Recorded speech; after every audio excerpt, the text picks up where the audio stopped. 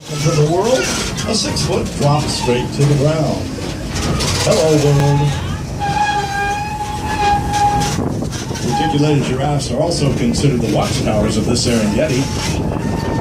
Obviously, because of their height, they see danger approaching before the smaller animals, so they keep an eye on these guys. They see them take off running, they know danger is approaching. And they too will run. Look up on the hilltop to your left, folks. You'll catch a glimpse of one of our Grevy's zebras.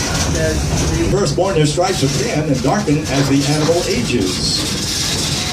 Startled in the wild, female impala will scatter in all directions, even leaping over one another in leapfrog fashion to confuse their predators.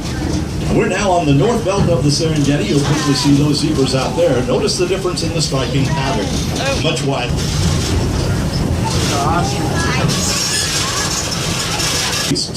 Also known as the white-bearded gnu. During migration, wildebeest have been known to travel in herds greater than 1 million strong, creating a dust cloud. Actually, the powerful legs could be fatal to one of their predators. Side of the train, ladies and gentlemen, sort of reddish-brown animals. Those are sable antelope. They normally travel in herds 15 to 20 strong, full-grown, 4,000 to 6,000 pounds apiece.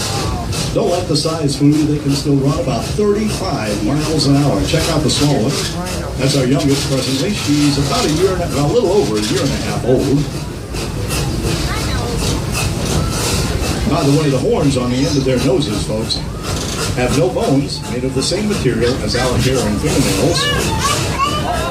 And incidentally, have absolutely no medicinal value whatsoever. Yeah, he's close.